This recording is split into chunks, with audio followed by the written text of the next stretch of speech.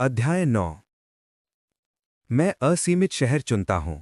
असीमित शहर एक पवित्र और भव्य स्थान था, जो मानो अंतरिक्ष की दरार में तैर रहा हो, जिससे वो बाकी दुनिया से अलग थलग पड़ा था। रेशमी नीले आकाश में तारे रत्नों की तरह चमक रहे थे, और उनकी रोशनी धीरे धीरे धरती पर फैल रही थी। एक विशाल खुले मैदान में तारों की रोशनी में साधारण धूसर छतों की कतारें शांति से फैली हुई थीं। शहर के दक्षिणी जिले में स्थित एक कमरे के अंदर एक सफेद रोशनी चमकी, और उसमें से एक आकृति प्रकट हुई। आरव, जिसने अभी अभी शुरुआती स्तर का परीक्षण पूरा किया था, ने अपने आसपास के वातावरण का ध्यानपूर्वक अवलोकन किया। उन्हें उम्मीद नहीं थी कि वापसी यात्रा में दो गंतव्य होंगे, इसलिए जब उन्होंने विकल्प देखे तो उन्होंने बिना सोचे समझे लिमिटलेस सिटी आने का फैसला किया, जो बीस्ट प्रबंधकों का एक प्रमुख केंद्र था। आखिरकार उनके मन में कई सवाल थे, जिनके जवाब उन्हें चाहिए थे। हालांकि इस समय सबसे महत्वपूर्ण बात वो पुरस्कार थे जो उसे अभी अभी मिले थे। ये उसके और कैप्टन डूफस के दिन भर के कठिन परिश्रम के फल थे। कुल मिलाकर 9 ग्रेड थे, ट्रिपल एस से लेकर एफ तक। इसे देखते हुए आरव अपने मिले एस ग्रेड से काफी संतुष्ट था। हालांकि ये सर्वोच्च ग्रेड नहीं था, फिर भी औसत से काफी ऊपर था। जो लोग सिर्फ खतरे से बचकर एक दिन तक जीवित रहते हैं, उन्हें ई या एफ के आसपास का ग्रेड मिलता है। उस दिन गुप्तलोक में क्या हुआ था, ये केवल आरव और कैप्टन डूफस ही जानते थे। ये उनके लिए किसी आसान लक्ष्य को हासिल करने जैसा था, लेकिन इसके लिए उन्हें पेंडेंट का शुक्रगुजार होना पड़ा।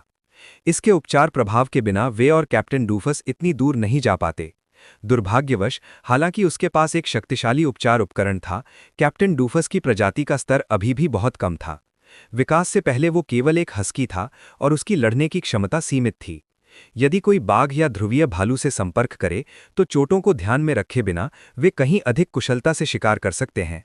हालांकि इसकी कम प्रारंभिक क्षमता कोई समस्या नहीं होनी चाहिए, बशर्ते कैप्टन डूफस लगातार विकसित होता रहे।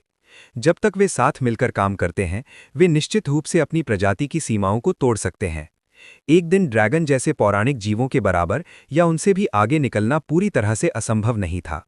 रहस्यमय क्षेत्र के जादू ने आरव को आशा दी थी, खासकर अब जब वे दिव्य हिरण पेंडेंट की बदौलत कई अच्छे पुरस्कार प्राप्त करने वाले थे। आरव ने गुप्त लोक से पुरस्कार के रूप में प्राप्त पहचान पत्र निकाला। इसकी बनावट और सामग्री काले अनुबंध कार्ड से काफी मिलती जुलती थी, सिवाय इसके कि ये सफेद रंग का था और इसमें पुरस्कार के रूप में प्राप्त संसाधनों को संग्रहित किया जा सकता था। नाम आरव परिवर्तनीय। Beast master ID number 9528। बुनियादी जानकारी के अलावा इसमें नीचे 4 टैब भी थे: संचार, टीम, भंडारण, स्थानांतरण। गुप्त लोक से मिले 10,000 क्रिस्टल सिक्के और 3 वस्तुएं उसके भंडार में करीने से रखी हुई थीं। बीस्ट मास्टर स्किल्स भी एक कार्ड के रूप में था, इसलिए उसने इसे स्किल्स कार्ड कहा। दूसरी ओर क्रिस्टल सिक्कों का कोई भौतिक रूप नहीं था, और वे ऑनलाइन बैंक खाते में पैसे की तरह एक संख्या के रूप में दिखाई देते थे। आरव ने अनुमान लगाया कि क्रिस्टल के सिक्के लिमिटलेस सिटी में किसी प्रकार की सार्वभौमिक मुद्रा हैं। वो क्रेडिट कार्ड की तरह आईडी स्वाइप करके इसे खर्च कर सकता है। जिस कमरे में उसे टेलीपोर्ट किया गया था, उस पर नजर डालते हुए उसने देखा कि उसमें ज्यादातर साधारण फर्नीचर ही था। लेकिन उसकी नज़र एक खंभे पर पड़ी, जिस पर क्रेडिट कार्ड रीडर जैसा कुछ लगा हुआ था। वो उसके पास गया और कैप्शन वाली तस्वीरों की एक स्क्रीन खुल गई। ये है: नाम स्पाइडर केव, रैंक शुरुआती, कठिनाई स्तर आसान, प्रवेश शुल्क 200 सीसी। नाम जंगली सुअर घाटी, रैंक शुरुआती, कठिनाई स्तर सामान्य, प्रवेश शुल्क 500 सीसी। नाम विशालकाय जानवर वन, रैंक शुरुआती, कठिनाई स्तर कठिन, प्रवेश शुल्क 700 सीसी। ऐसा प्रतीत होता था कि उसे अन्य गुप्त लोकों में प्रवेश पाने के लिए क्रिस्टल सिक्के खर्च करने पड़ते थे। 5 पृष्ठ थे, और पहले पृष्ठ पर 10 गुप्त लोकों की सूची थी। इस प्रकार उसके पास चुनने के लिए 40 से अधिक प्रारंभिक स्तर के गुप्त लोक थे। कैटलॉग के पन्ने पलटते हुए आरव को कुछ बेहद ही अजीबोगरीब चीजें मिली, जैसे कि मृत्यु की झील। नाम मृत्यु की झील, रैंक शुरुआती, कठिनाई नरक, प्रवेश शुल्क 1000 सीसी। सचमुच, आरव ने हैरानी से चिल्लाकर कहा। गुप्त लोकों में कठिनाई के 4 स्तर थे: आसान, सामान्य, कठिन और नरक। प्रवेश शुल्क आमतौर पर 100 से लेकर 1000 क्रिस्टल सिक्कों तक होता था। अपनी जेब में 10,000 सीसी होने के कारण वो कई गुप्त लोकों का संचालन कर सकता था। हालांकि किसी चीज ने उसकी तत्काल रुचि नहीं जगाई। डेमन कैट फॉरेस्ट में, जो एक आसान शुरुआती स्तर का गुप्त क्षेत्र है, उन्हें कई बार चोटें आईं, और एक एपिक आइटम की मदद के बावजूद वे बुरी तरह थक गए। जब तक उन्हें और जानकारी नहीं मिल जाती, तब तक सामान्य स्तर के गुप्त क्षेत्रों से बचना ही बेहतर था। कठिन और नरक स्तर के तो बिल्कुल नहीं। आरव को आईडी कार्ड पर पहले देखे गए संचार और टीम टैब याद आए। उनसे संकेत मिलता था कि कठिन गुप्त क्षेत्रों को टीम में रहकर चुनौती दी जा सकती है। खतरनाक गुप्त क्षेत्रों के अलावा आरव को एक ऐसा लोक भी मिला जो बिल्कुल सुरक्षित था। नाम प्रशिक्षण गुप्त क्षेत्र। रैंक शुरुआती। प्रवेश शुल्क 1 सीसी प्रतिदिन। इसके नाम से ही अंदाजा लगाया जा सकता था कि ये शायद एक साधारण प्रशिक्षण मैदान ही होगा। कम से कम प्रवेश शुल्क तो बेहद इकाफती था। मुझे पहले अपने मिले पुरस्कारों पर एक नज़र डाल लेनी चाहिए। इनसे हमारी युद्ध क्षमता बढ़ाने में मदद मिलनी चाहिए। आरव खंभे से हट गया और स्क्रीन अपने आप गायब हो गई। उसने अपना ध्यान अपने भंडार में मौजूद संसाधन पुरस्कारों पर केंद्रित किया।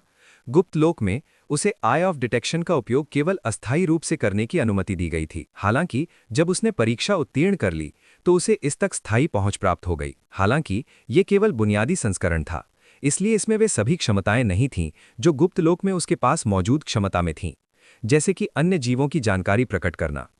उसकी साधारण पहचान क्षमता केवल स्वयं, उसके साथी और कुछ कम दुर्लभ संसाधनों के बारे में ही जानकारी दिखा सकती थी। ये कहीं कम व्यावहारिक थी। नाम उल्का पिंड लौह अयस्क। श्रेणी उत्कृष्ट।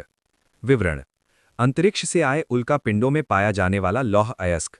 ये ऊर्जा का उत्कृष्ट संवाहक है और इसमें प्रवर्धन प्रभाव होते हैं। इसका उपयोग हथियार और उपकरण बनाने में किया जा सकता है। नाम विशेषता जागृति फल घास। श्रेणी उत्कृष्ट। विवरण घास गुण से लगाव रखने वाले परिचितों को उस गुण को जागृत करने में मदद करता है। उल्कापिंड लौह अयस्क और घास तत्व वाला फल। उल्कापिंड लौह अयस्क एक निर्णायक कारक साबित हुआ। आरव अपने साथ हथियार न ले जा पाने से निराश था। ये देखते हुए कि वो बाहरी दुनिया से हथियार प्रारंभिक परीक्षण के गुप्त क्षेत्र में नहीं ले जा सकता था, उसने अनुमान लगाया कि वो केवल अलौकिक शक्तियों वाली वस्तुएं ही ले जा सकता है, जैसे कि दिव्य हिरण का पेंडेंट। चूंकि ये उल्कापिंड अयस्क एक विशेष संसाधन था, इसलिए वो इससे बने हथियारों को गुप्त क्षेत्रों में ले जाने में सक्षम होना चाहिए। आरव इस इनाम से बहुत खुश था। दुर्भाग्य से उसे ये ठीक से पता नहीं था कि वो इसका क्या करे, या फिर वो हथियार कहाँ से बनवा सकता है। इस फल को देखकर आरव भी उत्साहित हो गया। अपनी हाल की यात्रा के दौरान उसने जिन असाधारण जीवों का सामना किया था, उनमें से अधिकतर कोई विशेषता नहीं थी जो उसे बहुत अजीब लगा। उसकी समझ के अनुसार जीवों में वायु, बिजली, जल और अग्नि जैसी विशेषताएं होनी चाहिए। फिर भी उसने किसी ऐसे राक्षस को नहीं देखा था जिसमें इनमें से कोई एक भी विशेषता हो। शायद अलौकिक प्राणियों के लिए किसी गुण को जागृत करना कठिन और दुर्लभ था। संभवतः इसके लिए किसी प्रकार की बाहरी सहायता की भी आवश्यकता होती थी। यहीं पर एलिमेंट अवेकनिंग फ्रूट काम आया, जिसका उद्देश्य स्पष्ट रूप से किसी परिचित को उसकी विशेषता को जागृत करने में मदद करना था। हालांकि उसे संदेह था कि कैप्टन डूफस सब्जियों के प्रति अपनी रुचि के बावजूद घास की विशेषता के साथ अनुकूल होगा या नहीं।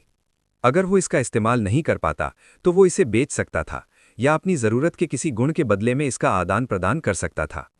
हालांकि ऐसा करने के लिए उसे पहले कैप्टन डूफस के गुण का पता लगाना था। उसने इसे लिमिटलेस सिटी में अपने लक्ष्यों में शामिल कर लिया। हालांकि अपने सभी पुरस्कारों में से बीस्ट नियंत्रण स्किल्स ने उसे सबसे अधिक उत्साहित किया।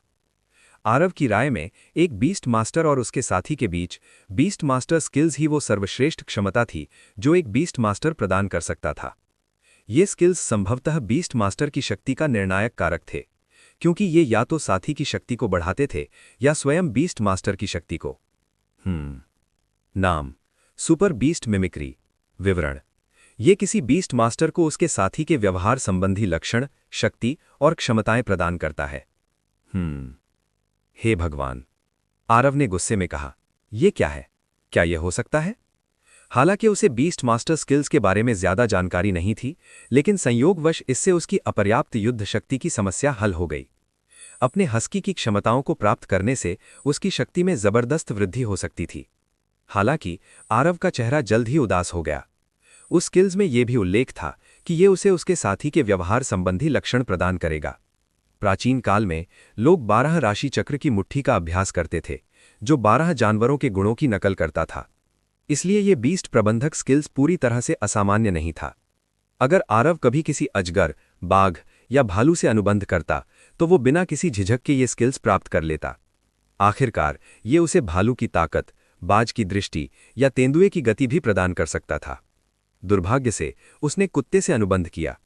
आरव ने कल्पना की कि वो कैप्टन डूफस की तरह व्यवहार कर रहा है। ये तो हद है। ये हुनर किसने इजाद किया? आरव गुस्से से मुट्ठी भींचते हुए बोला, मैं किसी गुप्त लोक में पिटकर मर जाना या फिर जिंदगी भर एक ताकतवर बीस्ट मास्टर न बन पाना ज्यादा पसंद करूंगा, लेकिन कुत्ते की नकल नहीं करूंगा। हालांकि कुछ देर रुकने के बाद उन्होंने तुरंत अपना विचार बदल लिया। नहीं, मुझे शिकायत करना बंद करके समाधान के बारे में सोचना चाहिए। बीस्ट मास्टर स्टोरी को आगे देखने के लिए सब्सक्राइब करें tale time FM YouTube channel को।